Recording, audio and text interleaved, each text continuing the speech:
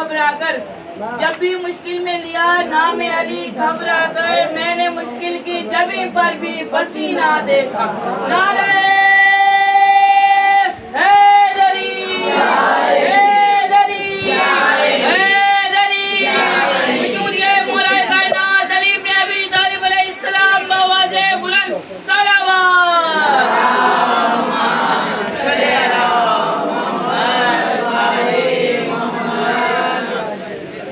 اعوذ باللہ من الشیطان اللعین الرجیم، بسم اللہ الرحمن الرحیم، الحمد للہ الذی نور قلوبنا بنور الایمان وبصر عیوننا بضوء العرفان، ثم الصلاة والسلام علی رسول الرحمن۔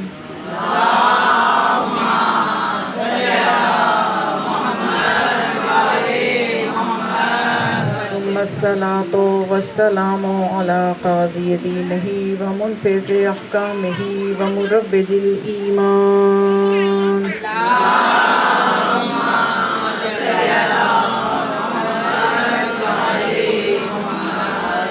ثم الصلاة والسلام على باقي الأئمة الذين هم أمناء الرحمن، بالخصوص على سيدنا ومولانا صاحب العصر والزمان، اللهم صل على محمد وعلى محمد، ولعنة الدائمة على أعدائهم أجمعين من يومنا هذا إلى يوم الدين۔ بسم الله الرحمن الرحيم۔ قال الإمام حسن عليه السلام: نحن رحينة رسول الله وسيد شباب أهل الجنة، من يتقدم أو يقدم علينا أحدا فلعن الله۔ صلوات اللهم صل على محمد وعلى محمد۔ امام حسن علیہ السلام کے خوبصورت نورانی کلمے سے میں نے آپ کے سامنے گفتگو کا آغاز کیا اور تلاوت کی۔ نورانی کلمات امام حسن علیہ السلام کے، جس میں مولا یہ فرماتے ہیں اپنے متعلق اور اپنے بھائی حسین کے متعلق: نحن ریحانۃ رسول اللہ، ہم دونوں بھائی جو ہیں رسول اللہ صلی اللہ علیہ وآلہ وسلم کے اللہم صل علی محمد وعلى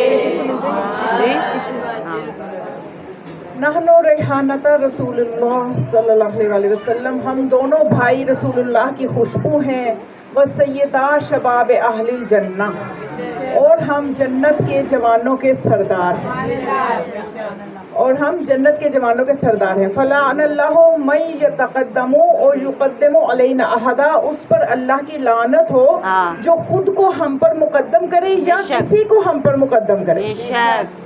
یعنی مولا فرما یہ رہے ہیں کہ دنیا میں آل محمد وہ اللہ کی حجتیں ہیں کہ ان پر کسی کو بھی مقدم نہیں کیا جا سکتا، اور کسی مخلوق میں سے کسی کا بھی ان کے ساتھ کوئی مقاصہ نہیں ہے، کوئی مقابلہ نہیں ہے۔ یعنی ان کا مقام عظمت اتنا بلند ہے۔ تو آج ہم نے مولا حسن علیہ السلام کا تذکرہ کرنا ہے۔ صلوات پڑھے ذرا ملتے ہیں۔ یہ اس رخ ہے کرسی، اس رخ اس کو ایسے پیچھا کر دیں۔ کیوں؟ ہاں تبھی تو سب کے ساتھ ہوگا نا۔ تھوڑا سا ترچھا کر دیں، ہاں ایسے ترچھا کر دیں۔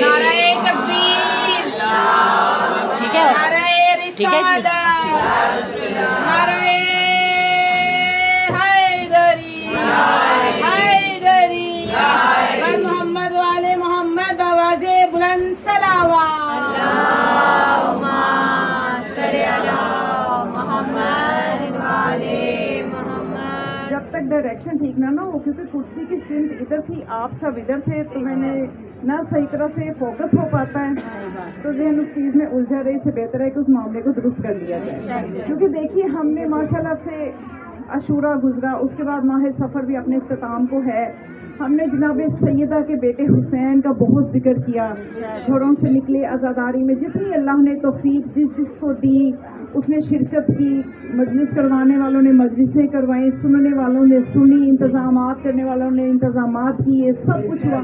تو اب جناب سیدہ کے بڑے شہزادے کے دن اس میں بھی ہمیں کوئی کمی کیے بغیر اسی طرح سے توجہ دینی ہے، اسی طرح سے ہم نے شرکت کرنی ہے، تاکہ ہم جناب سیدہ کی دعائیں لیں، ان کو راضی کر سکیں کہ بی بی ہمارے دل میں آپ کے دونوں شہزادوں کے لیے یکساں محبت ہے۔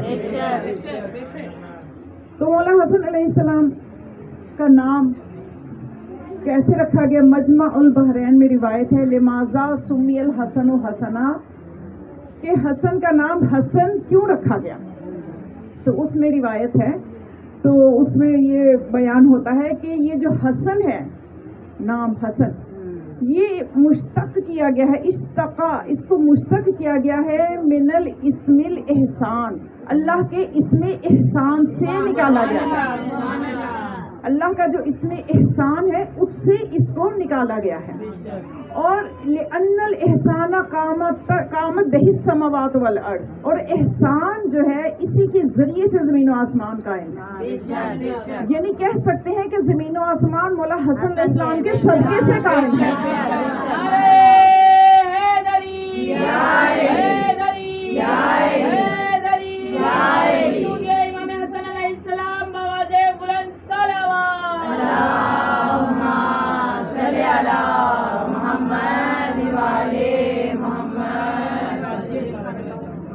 پھر ایک مقام پر کتاب میعۃ منقبہ، 100 منقبتیں، کتاب کا نام ہے میعۃ منقبہ، یعنی 100 منقبتیں، جس میں کہ مناقب لکھے ہوئے ہیں، 100 مناقب لکھے ہوئے ہیں آل محمد علیہ السلام کے۔ اس میں یہ روایت موجود ہے عبد الرحمن بن عوف سے کہ رسول اللہ نے فرمایا یا عبد الرحمن، اے عبد الرحمن، اور بھی آپ کے صحابہ موجود تھے، بڑی توجہ چاہوں گی، دیکھیے آپ نے انصاف کرنا ہے، مولا حسین علیہ السلام کا تذکرہ اتنا لمبا اور مولا حسن کی چند مجالس، اس میں بھی آپ توجہ ادھر ادھر کریں گے مزہ نہیں آئے گا، آپ نے پوری توجہ دینی ہے۔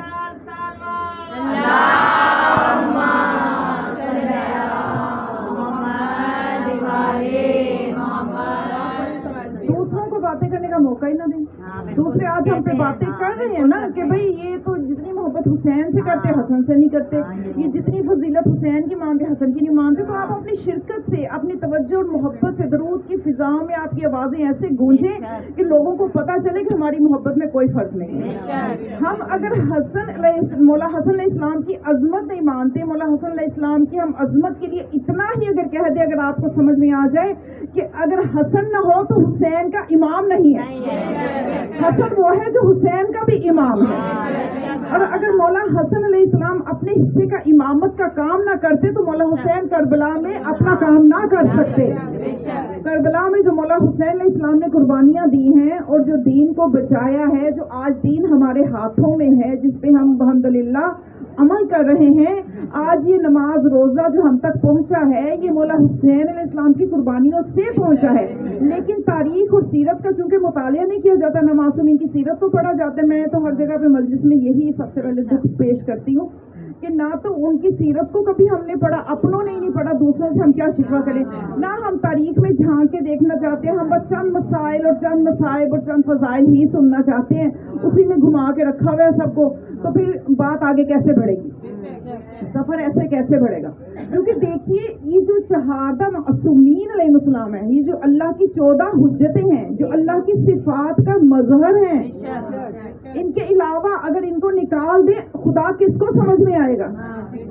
کون، کسی کو کیا پتا کہ خدا کی صفت سخاوت کیا ہے اگر ان کی سخاوت کو نہیں دیکھو گے؟ کس کو کیا پتا اللہ کا کرم کیسے جب تک ان 14 کے کرم کو نہ دیکھو گے؟ کس کو کیا پتا اللہ کا تصرف اور اختیار کیا ہے جب تک ان کی اختیارات کو نہیں مانو گے؟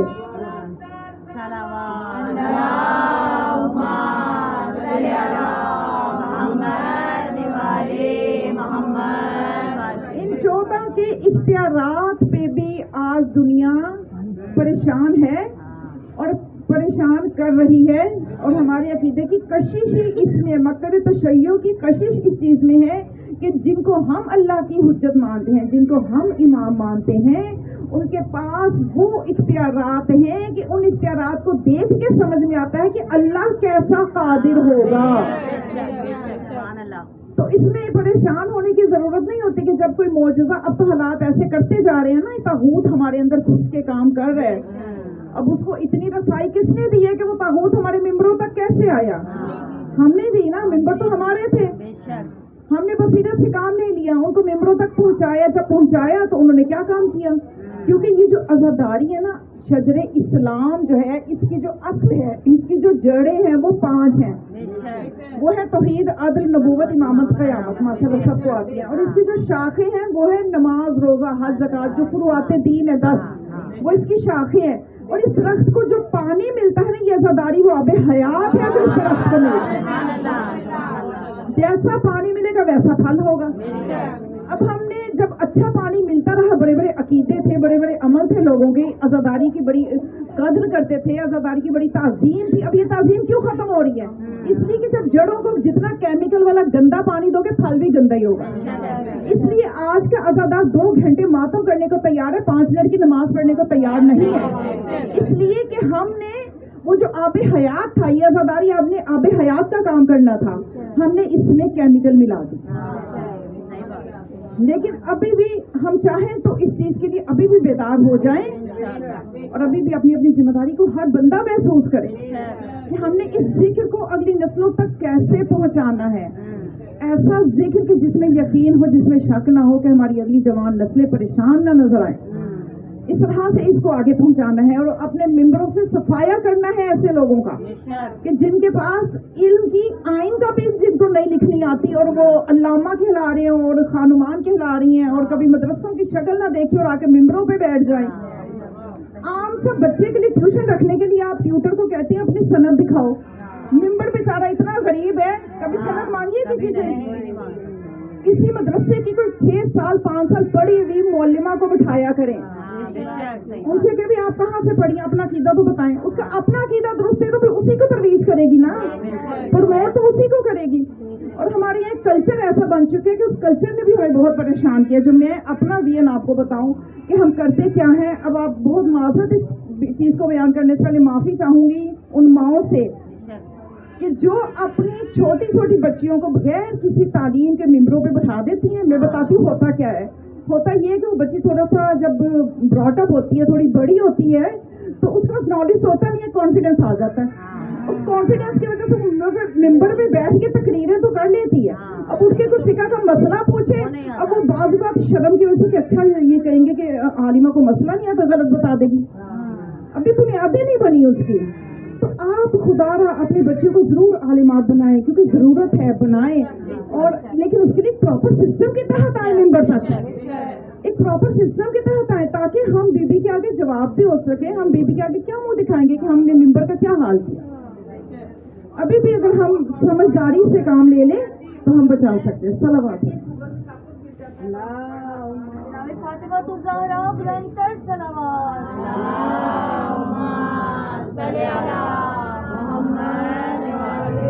گوگل کا تھوڑا سا جواب دے دوں، سب کچھ مل جاتا ہے۔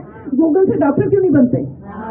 اپنے جسموں کی اتنی فکر ہے کہ 5-6 سال پڑھ کے اس کے بعد انٹرنشپ کر کے پھر آپ کو ہسپتالوں میں جونیئر سے ڈاکٹر لگتے ہو، اور یہ جو روحانی ڈاکٹر بننا ہے اس کے لیے گوگل کافی ہے۔ پھر تو ہر بندہ ڈاکٹر بن جائے، گھر بیٹھ کے کتابیں 4 پڑھیں، PhD کی ڈگری بھی آپ گھر بیٹھ کے لے لیں۔ تو یہ چیزیں نہیں ہوتی، باتوں کو غور سے بصیرت کے ساتھ گہرائی تک جا کے دیکھنا پڑتا ہے۔ تو ماشاءاللہ سے اب یہ ممبر ہمیں ملے آج مولا حسن علیہ السلام کے صدقے سے۔ کچھ چاہتی ہوں کہ ان کا ذکر سے آپ کے قلوب کو مزید منور کروں۔ تو مولا حسن مصطفیٰ علیہ السلام بواز بلند صلوات،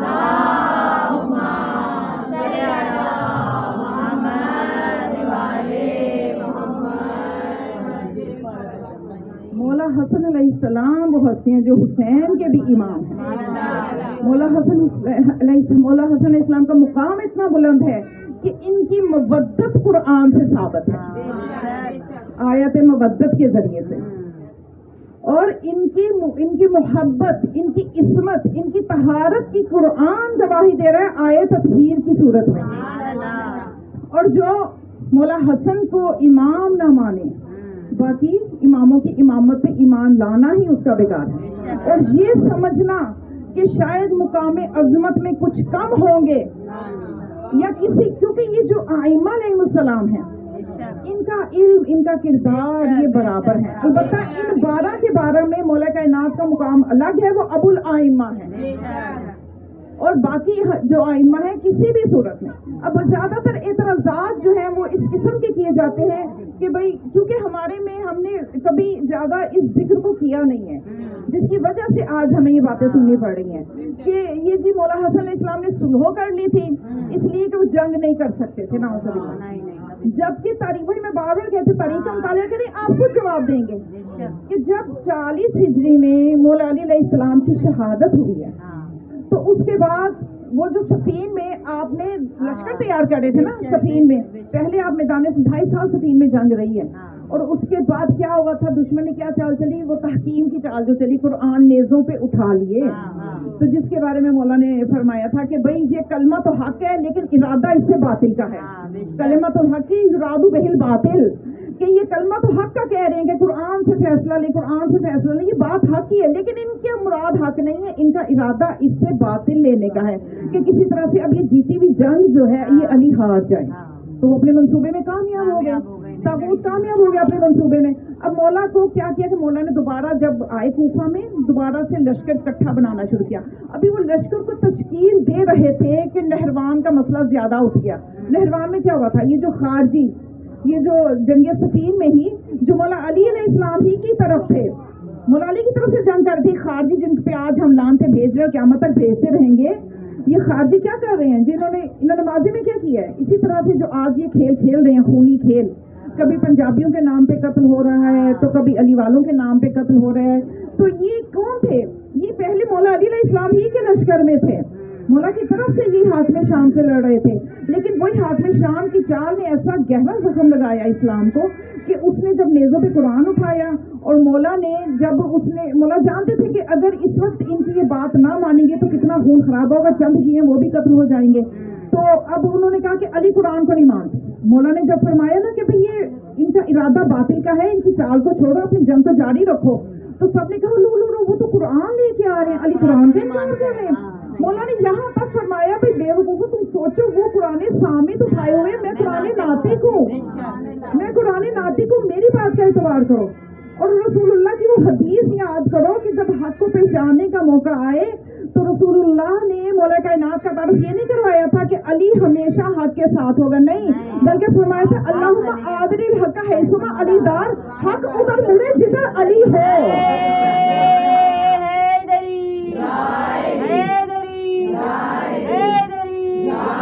حبیب خدا خاتم الانبیاء بآواز بلند صلوات.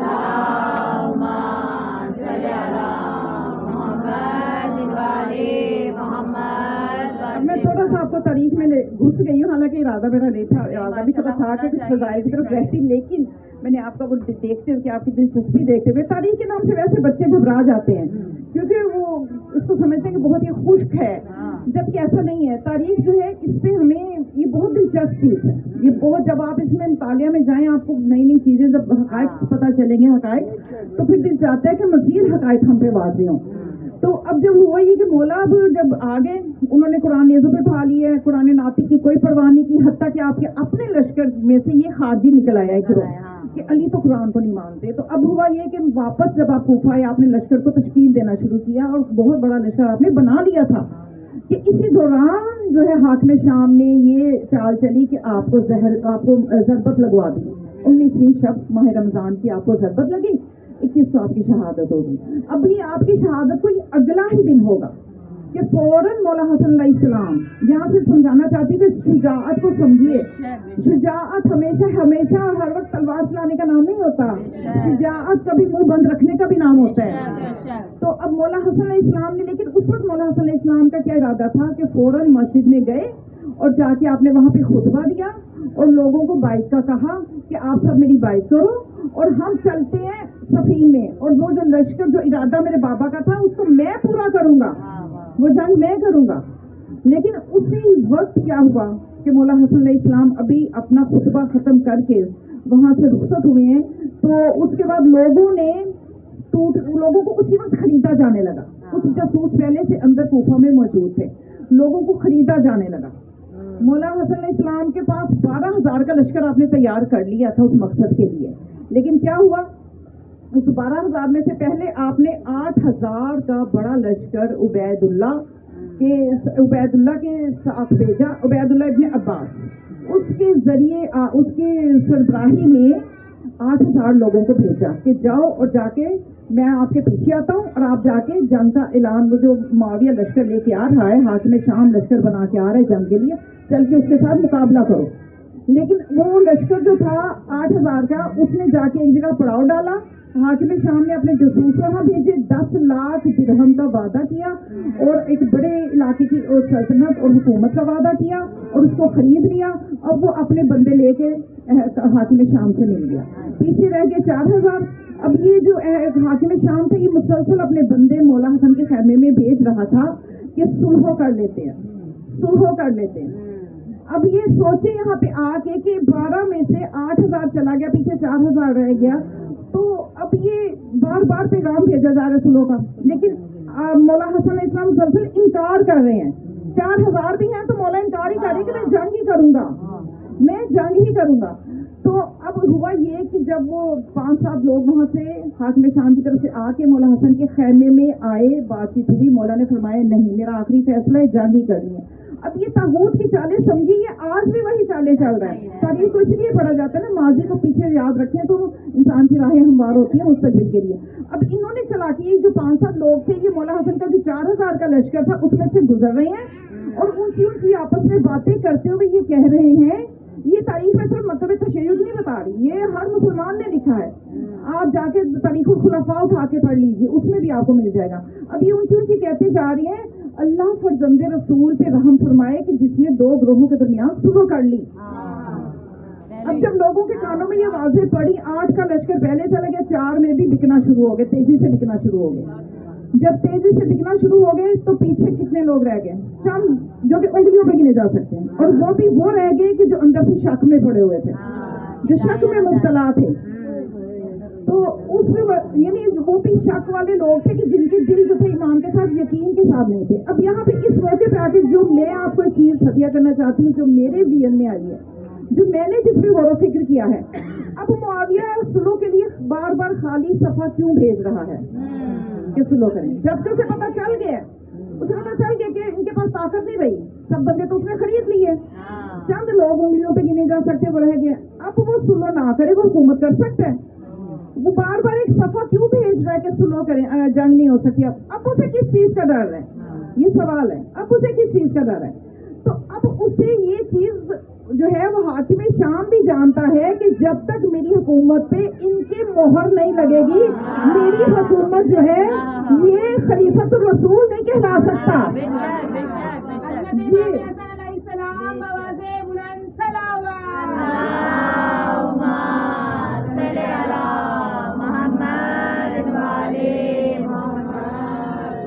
اسے یہ پتا تھا کہ میری حکومت پہ جو حق کی سند لگے گی وہ ان کی مہر سے لگے گی. اچھا، اب مولا نے بھی کیا کیا؟ مولا نے جب وہ بھیجتا جا رہا ہے اور اب اس کے پاس حکومت اور بڑھ گئی، جو 4 شیعہ رہ گئے، مولا نے ان کو بچانا ہے. اس لیے بچانا ہے کہ انہی کی نسلوں سے آگے کربلا میں جانا ہے. اب مولا نے کس مسئلے سے بچایا کہ وہ شرطیں جو لکھی مولا نے، اس کے اوپر شرطیں جو لکھی، اس میں امام نے سمجھ لیجئے کہ قیامت تک کے لیے مات دے دی. اب مات اس طرح سے دے دی کہ ان شرطوں کو جب وہ جو خاص تھا نا ایون جینیس، اس کا ایک رائٹ ہینڈ عمر بن عاص، اس نے جب وہ شرطیں پڑھی نا تو وہ حاکم شام سے کہنے لگا کہ حسن نے ابن تراب کے بیٹے نے ابو تراب کے بیٹے نے یہ جو شرطیں لکھی ہیں نا، اے حاکم شام، یہ جو شرطیں لکھی ہیں نا، اس نے قیامت تک کے لیے بنی امیہ کی قبر کھود دی. وہ یہ سمجھ گیا تھا.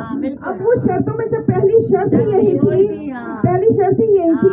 کہ اب کوئی بھی، اب جو حکومت آپ کی جو ہے اس کی چلانے کے لیے میں آپ کے حوالے اس لیے کر رہا ہوں کہ اے حاکم شام، آپ کو اللہ کی احکامات اور سنت رسول پہ عمل کرنا پڑے گا. اب اس نے نیچے جب ان شرطوں پہ اپنی مہر لگائی تو یہ ثابت کیا کہ واقعی اب تک میں عمل نہیں کر رہا تھا. اب دوسری شرط مولا نے یہ لکھی کہ جو مولا کی ایک اذیت تھی کہ ممبروں سے ان کے بابا پہ سب کیا جاتا ہے، تو تو مولا نے لکھا کہ آئندہ میرے بابا اور اباؤزاد پہ سب و شتم نہیں کرو گے. تو جو جتنی شرطوں پہ اس نے مہر لگائی تو یہ مانا کہ ہاں یہ چیزیں ہم کر رہے ہیں. اور یہی وہ چہرہ تھا جو مولا حسن نے سلحوں سے بے نقاب کیا. یہی شکل تو دکھانا چاہتے تھے دنیا کو. مولا کے پہچانو، جس کو اپنا خلیفہ بنائے بیٹھے اس کو پہچانو. تکبیر، اللہ اکبر،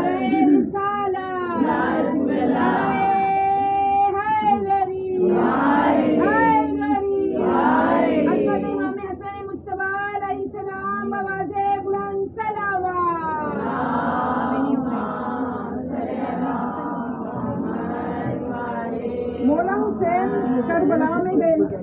توجہ خراب ہو رہی ہے کیا؟ صلوات پڑھ کر اپنی توجہ کے لیے.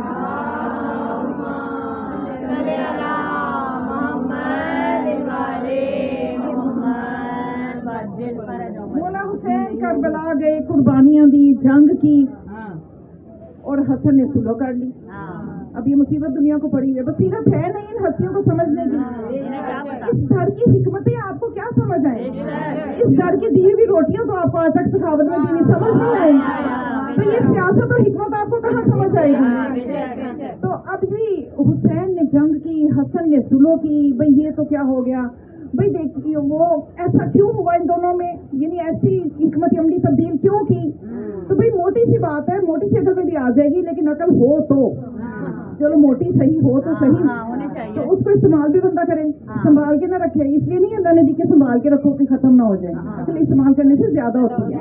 تو یہ تو کوئی سنت کو سمجھائے کہ بھئی دیکھو مولا علی سے کیا مطالبہ کیا گیا تھا، مولا حسن سے کیا مطالبہ کیا گیا تھا؟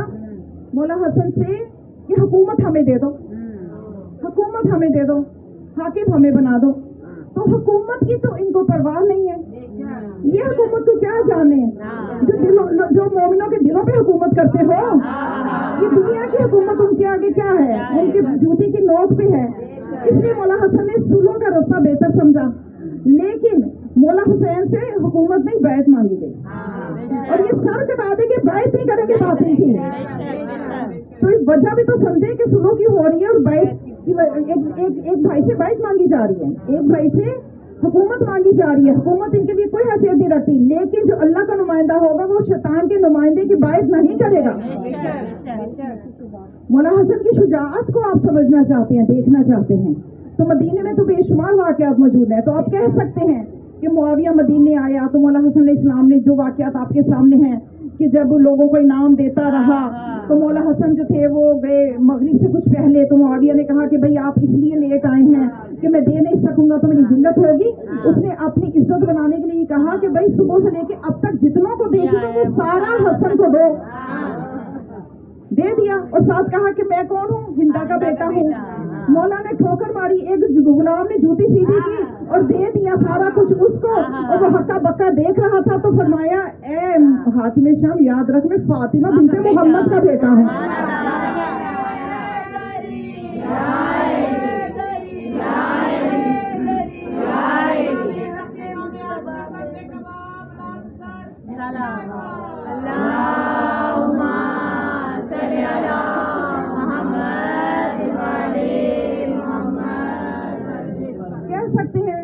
میدان میں شجاعت نہیں دیکھی، میدان میں شجاعت کی بے شمار واقعات موجود ہیں. صرف میں ہلکا سے اشارہ کروں گی کیونکہ میں نے آگے نتیجے تک لے کے جانا ہے گفتگو کو.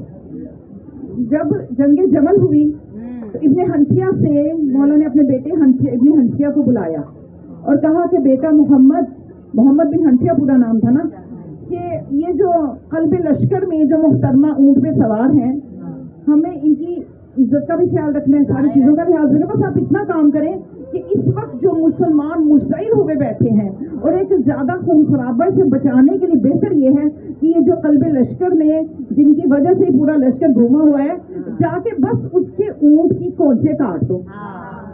اب جناب حنفیہ 2 مرتبہ گئے، ناکام رہے. یعنی جب قلب لشکر میں جانے لگتے تھے ہر طرف سے تیروں کی بارش، تلواروں سے حملے، سب کچھ شروع ہو جاتا تھا تو اپنی وہ حکمت عملی کے تحت واپس ہو جاتے تھے. پھر اس کے بعد آپ نے مولا حسن کو بلایا کہ اے بیٹا حسن آپ یہ کام کریں.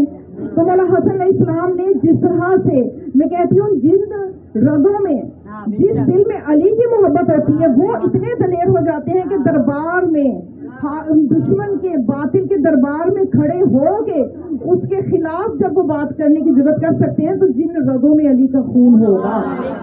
تو مولا حسن علیہ السلام نے قلب لشکر کو چیرا اور ایک ہی بار میں ان محترمہ کے اونٹ کی چاروں ٹانگیں ایسی صفائی سے کاٹی کہ جیسے خیبر میں علی نے مرحب کو صفائی سے دو حصے کیا.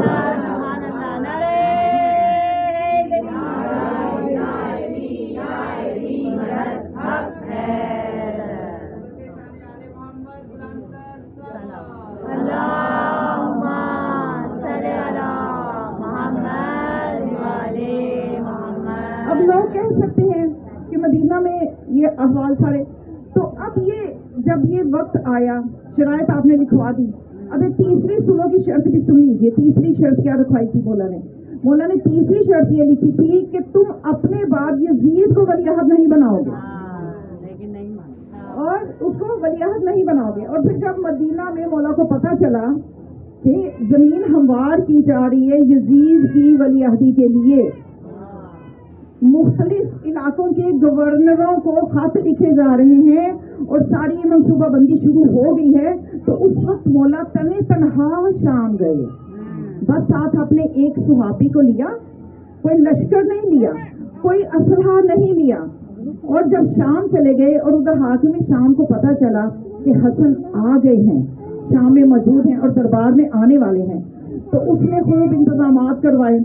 اور انتظامات میں سے ایک انتظام یہ بھی تھا کہ اس نے اپنے شجرہ ملعونہ کی جتنی شاخیں تھیں ان سب کو یہ سمجھا دیا کہ جو ہی حسن دربار میں داخل ہو تو آپ نے اس طرح سے باتیں کرنا شروع کر دینی ہے کہ یہ حسن جو ہے یہ تو ان کے بابا تو ایسے تھے، ہمارے جو اجداد تھے وہ تو اتنے مالدار تھے، اتنی ان کے پاس دولتیں تھیں، زمینیں تھیں، اور یہ ان کے والد تو اتنے وہ تھے سادہ کہ وہ فقیروں کے ساتھ بیٹھ کے بھی روٹی کھا رہے ہوتے تھے اور ساکے بھی ہوتے تھے ان کے گھروں میں. تو اس طرح سے کر کے نا باتیں شروع کر دی انہوں نے. جب مولا پاس سے گزرے نا تو وہ باتیں کرتے چلے جا رہے تھے. جب سب اپنی باتیں کر چکے اور پھر باوجات کے حوالے سے تانے دے چکے تو مولا حسن نے اس وقت جہاں اپنی دلیری کے جوہر کو دکھا رہے تھے وہاں اپنی فصاحت کے جوہر بھی دکھائے. اور کبھی بھی ان ہستیوں کا ایک یہ آپ دیکھیے کہ ان کا ایک دوسرے کے لیے معرفت کا مقام اتنا بلند ہے کہ کبھی جب بڑا موجود ہو چھوٹے نے زندگی میں کبھی خطبہ نہیں دیا. جب تک مولا حسن موجود تھے مولا حسین نے کبھی خطبہ نہیں دیا، مولا علی موجود تھے مولا حسن نے کبھی خطبہ نہیں دیا. آج مولا حسن خطبہ دے رہے ہیں اور حاکم جو کہ باطل طاغوت اس کے دربار میں چاروں طرف جو افراد پھیلے ہیں اس کے اشارے پہ چلنے والے لوگ ہیں. اور ایسے میں حسن علیہ السلام وہاں موجود ہیں. تو جب سب اپنی اپنی بولیاں بول چکے تو مولا نے ایک جملہ سمجھ لیجیے کہ یہ کوئی ایسا کوئی خطابت نہیں، میں آپ کے سامنے سمجھ لیجیے اس ہستی کا یہ فرمان پیش کر رہی ہوں جو سمندر کو کوزے میں بند کر دیا.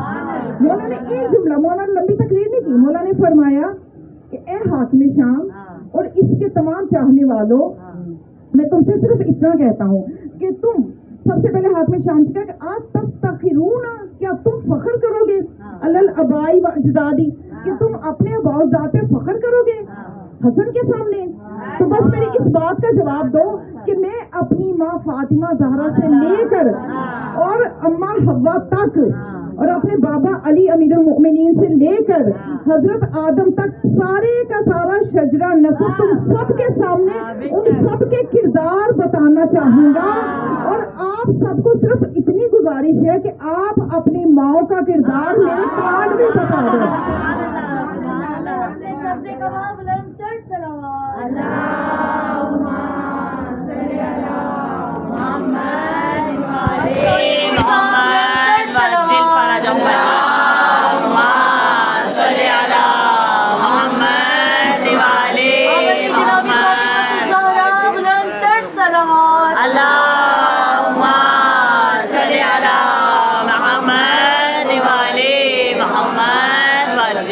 پھر آپ حاکم شام کے نزدیک گئے اور جا کے بلند آواز سے سب کو خطاب کر کے فرمایا سبحان اللہ الحمدللہ الذی آتانا کہ تمام تعریفیں اس اللہ کے لیے ہیں کہ جس نے ہمیں اتنی فضیلتیں عطا کی ہیں سبحان اللہ کہ کنتو हाज़िहिल मुकाम, कि मैं इस मुकाम पे खड़ा अगर उन्हें बयान करने लग जाऊं, अन अस्करू ज़ालिकल फजीला हौलन फ़हौलन, तो सालों साल गुजर जाएंगे, मैं हसन वो फजीलतें बयान करना चाहूँ तो बयान कर नहीं सकता, गिनवाना चाहूँ तो गिनवा नहीं सकता, जो अल्लाह ने अपने फजल से हमें फजाइल अता किए। सालों गुजर जाएं, उन फजाइल को गिना नहीं जा सकता।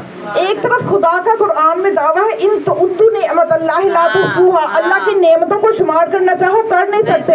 इधर मौला हसन का दावा है, हमारे फजाइल जो अल्लाह ने बयान किए हैं तुम गिन नहीं सकते। उसके बाद फिर मौला हसन अलैहिस्सलाम ने फरमाया कि सुनो, सबसे पहले मैं तुम्हें ये बता देना चाहता हूँ, ए हाकिम शाम, वलौ शिअतु, अगर मैं चाहूँ, जअलतु शामा इराकन वल इराका शाम, अगर मैं हसन चाहूँ तो शाम को इराक कर दूँ, इराक को शाम कर दूँ। वजअलतु इम्राअतन रजुलन व रजुलन इम्राअतन, चाहूँ तो मर्द को औरत कर दूँ, औरत को मर्द कर दूँ।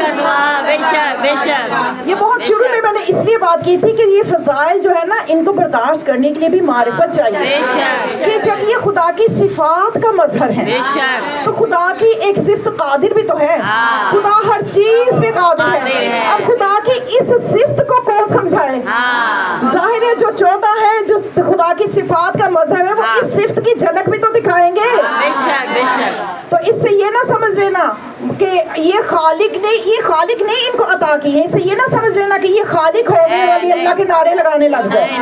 इन्होंने ये सजदे कर कर के बताया है, एक एक रात में हजार रकत पढ़ के बताया है कि हमारे जितने भी फजाइल हैं उन फजाइल को हमें अल्लाह ने दिया है, वो हमारे जाती नहीं है, और अल्लाह की सिफात का मजहर बन के हम दुनिया में आए हैं। तब अल्लाह की सिफ्त को तो बताना है ना, अल्लाह की ताकत को तो बताना है ना, तो बहुत मामूली बात है। मौला ने फरमाया मैं जो चाहूँ तो इराक को शाम कर दूँ। मैं कहती दुनिया अभी इनके फजाइल पे क्यों हैरान है, अभी तो इस दर के हकीकी गुलामों को समझ नहीं सके, अभी इस दर के हकीकी गुलामों को तो समझ ले।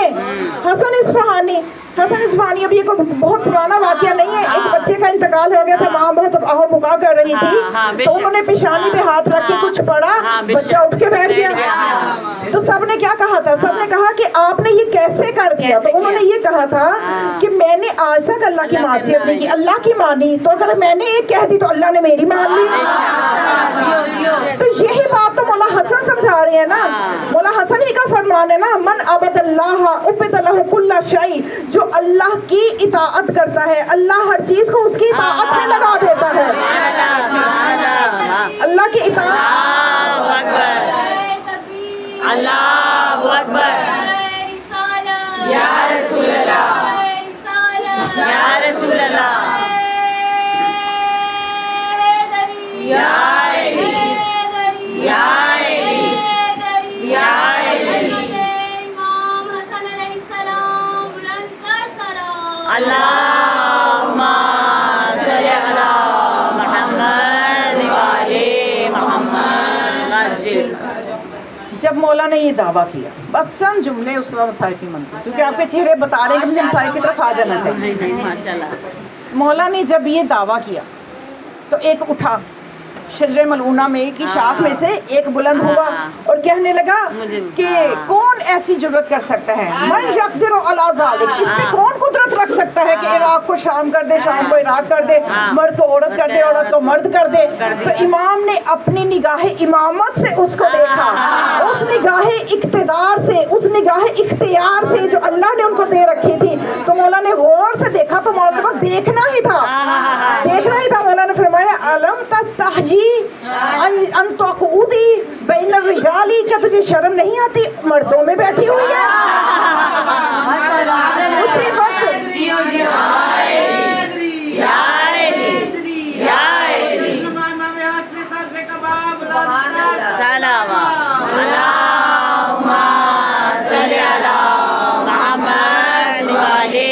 उसी वक्त वहाँ से उठी तो मौला ने फनादू आके बेहा, उसके पीछे से उसको आवाज दी कि बात अभी खत्म नहीं हुई, जवाब पूरा लेके जाओ।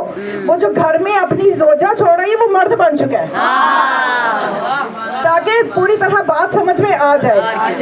तो उसके बाद جب یہ سارا ایک عجیب منظر ہو گیا وہاں، سوچیے، اب تصور کیجئے کہ کہیں پہ ایسا ہو جائے، کوئی ایسا دعویٰ کر رہا ہو، کوئی ایسے کہے اور ایسے ہو جائے تو وہاں کا منظر کیا ہو جانا چاہیے؟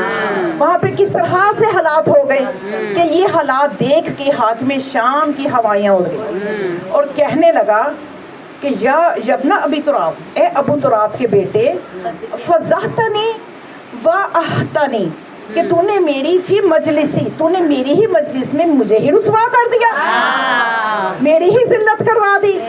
تو پھر مولا نے اس کی طرف رخ انور کر کے بڑی تسلی سے اس کی تسلی کروائی اور مولا نے فرمایا اے حاکم شام، اے حاکم شام، اے لکڑی پہ بیٹھ کے لوگوں کے جسموں پہ حکومت کرنے والے، اے لکڑی پہ بیٹھ کے لوگوں کے جسموں پہ حکومت کرنے والے، سن، میں حسن وہ ہوں کہ جو لوگوں کے دلوں پہ حکومت کرتا ہوں، اور تمہارا جو تخت ہے وہ یہ لکڑی کا ہے۔ ان العرش سریری، میرا عرش جو ہے، میرا تخت جو ہے وہ عرش خدا ہے۔ وہ احمد و ضمیری، اور نبی خدا احمد جو ہے وہ میرا ضمیر ہے۔ وہ علی و امیری، اور علی میرے امیر ہیں۔ والحسین و وزیری، حسین میرا وزیر ہے۔ وہ جبرائیل و فقیری، جبرائیل میرے در کا فقیر ہے۔ اور تم یہ سمجھتے ہو کہ تم یہ چار لوگ اکٹھے کر کے تم بھول گئے ہو کہ کس گھرانے سے میرا تعلق ہے۔ تو یہ دشمن کے دربار میں یہ شجاعت ہے مولا حسن علیہ السلام کی۔ اور جب آپ نے صلح کی تو جو اپنے قریبی دشمن ہو گئے تھے انہوں نے کیسے بلانا شروع کر دیا تھا کہ جو کچھ عرصہ پہلے تو سلام کیا کرتے تھے بڑے احترام سے، جھک کے ادب سے، اب حالات یہ ہو گئے کہ مولا حسن کو جب بلاتے تھے تو کیا کہتے تھے؟ یا مذل المؤمنین، یا مذل المؤمنین، اے مومنوں کو ذلیل کروانے والے۔ کس لیے کہتے تھے؟ بصیرتیں کمزور تھی۔ آج بھی بصیرتوں کی کمزوری کا ہی ہم شکار ہیں کہ جس کی وجہ سے ہمارے اندر سے ہی ایسے لوگ اب پیدا ہونا شروع ہو گئے ہیں کہ جو یہ کہتے ہیں کہ علی سے مدد مانگنی نہیں چاہیے، یہ شرک ہو جائے گا، یہ بدعت ہو جائے گی، یہ فلاں ہو جائے گا۔ یہ دشمن اپنا کام کر رہا ہے، ہمیں اپنی بصیرتوں کو مضبوط بنانا ہے، دلائل سے اپنے عقیدے کو سمجھنا ہے۔ تو بس مومنات، آج ہم نے بہت ہی غم کا دن ہے، یہ عاشورہ سے زیادہ غم کا دن کیوں؟ اس لیے کہ آج جو جد ہیں مولا حسن کے، مولا حسین کے، بعد از خدا کائنات میں سب سے عظیم ہستی میرے اور آپ کے نبی محمد مصطفیٰ صلی اللہ علیہ وسلم کہ جو ہر فرش عزا پہ اپنے بچوں کا پرسہ لینے کے لیے آئے، اور ہر مقام پہ مولا رسول خدا نے اپنے ان نوازوں کی محبت کو لوگوں پہ ظاہر کیا، نہ صرف ظاہر کیا بلکہ عملاً گود میں اٹھا کے اس طرح سے پیار کیا کرتے تھے۔ واقعات آپ کے سامنے ہیں، میں زیادہ وضاحت نہیں کروں گی، صرف مناقب اہل بیت کی جلد نمبر 4 سے ایک روایت عروہ نے جو روایت کی ہے وہ بس پیش کروں گی۔ عروہ عراقی کہتا ہے کہ میں ایک مرتبہ حج کر کے مدینے گیا کہ میں رسول خدا کی زیارت کروں، تو جب میں مسجد نبوی میں داخل ہوا تو میں نے کیا دیکھا کہ 2 بچے ہیں رسول خدا کے دائیں بائیں بیٹھے ہوئے ہیں اور رسول ان کو اس طرح سے چوم رہے ہیں، کچھ اس انداز سے پیار کر رہے ہیں۔ دیکھیں ہم بھی اپنے بچوں کو پیار کرتے ہیں لیکن وہ ایسا شدید انداز نہیں ہوتا کہ کوئی حیران ہو جائے۔ تو یہ عروہ کہتا ہے کہ میں حیران ہو گیا دیکھ کے کہ میں نے اٹھ کے کہہ دیا یا رسول اللہ، آپ ان دونوں سے اتنی محبت کرتے ہیں کہ میں تعجب کر رہا ہوں، اتنا چومتے ہیں ان کو۔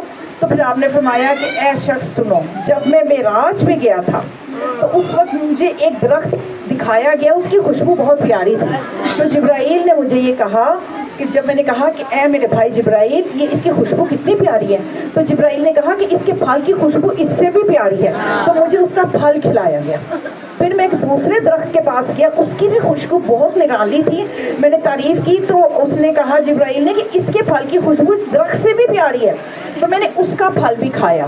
جب میں نے وہ پھل کھائے تو جبرائیل نے کہا کہ اب آپ دنیا میں جائیں اور جب آپ اپنی زوجہ سے مقاربت کریں گے آپ کو اللہ ایک بیٹی دے گا، اس بیٹی کی تزویج علی سے کرنا، اور پھر جو آپ کو 2 نواسے دے گا ان کی خوشبو یہی ہوگی، اس لیے کہ ایک درخت کا نام حسن ہے، دوسرے کا نام حسین ہے۔ تو پھر آپ نے فرمایا کہ جب بھی میں مشتاق ہوتا ہوں ان درختوں کی خوشبو کا، ان کے پھلوں کی خوشبو کا، تو میں اپنے حسن و حسین کو اس لیے چومتا ہوں۔ تو اور آپ نے پھر फरमाया कि ये मेरी जान है, मैं इनकी जान हूँ, ये मेरा खून है, मैं इनका खून हूँ, ये मुझसे है, मैं इनसे हूँ। तुम सब मेरे सुहाबी हो, लेकिन ये मुझसे हैं, ये मेरे दिलो जान हैं। जगह जगह आप उनकी मोहब्बत का ऐलान फरमाया। तो कहते हैं या रसूल अल्लाह, जिनसे आपको इतनी मोहब्बत थी, कभी आप देखें तो सही इन दोनों शहजादों के साथ उम्मत ने क्या किया, इन दोनों शहजादों के साथ क्या सलूक किया कि एक का तीरों पे जनाजा, एक के जनाजे पे तीर। आज हमने पुरसा देना है जनाब सैयदा को, आज हमने पुरसा देना है वक्त के इमाम को, जो इस आज़ादारी के वारिस हैं। वक्त के इमाम मौला महदी हम सब का यहाँ पुरसा कबूल फरमा लीजिए। या जनाब ज़हरा, आज का दिन बड़ा सख्त दिन है। आज के दिन आपको पुरसा लेना है अपने बाबा का, उस बाबा का पुरसा लेना है कि जिसकी जुदाई में मेरी बीबी इतना रोती थी कि मोमिनात दुनिया वालों के गम की कैफियत होती है कि वक्त गुजरता है, रोना कम होता है, लेकिन तारीख उठा के देखिए कि जब से जनाब सैयदा के बाबा दुनिया से गए हैं, दिन गुजर रहे हैं, बीबी का रोना शदीद तर होता चला जा रहा है। आज उस बाबा का पुरसा देना है कि जिसके बगैर मेरी बीबी का जीना महाल था। आज उस हसन का पुरसा देना है कि जो मेरी बीबी ज़हरा की दिलो जान था। आज मौला हसन का पुरसा लेना है जनाब सैयदा ने। बीबी, हमारे आंसू इस काबिल हो जाए कि आप अपने रुमाल पे हमारे आंसू ले लें। काश हमारे आंसू इस काबिल हो जाए कि आपके जख्मों का मरहम बन जाए, क्योंकि इस उम्मत ने ना तो आपको जीने दिया, ना कब्र में चैन लेने देती है। या जनाब सैयदा, हम आपको आपके बेटे हसन की मज़लूमियत का पुरसा देते हैं। ये वो हसन है कि जो ऐसा शफीक, ऐसा करीम इमाम कि जिसके करम की दुनिया के दुश्मन गवाही दे, लेकिन एक वक्त ऐसा आया कि दुश्मनों से हसद की वजह से वो फजाइल जो थे मौला के वो तहम्मुल ना हो पाए, तो ऐसा जहर भिजवाया कि पहले भी जहर भिजवाते रहे, लेकिन मौला हसन की मजलूमियत, नाना के रोजे पे जाते थे, दुआ करते थे, ठीक हो जाते थे।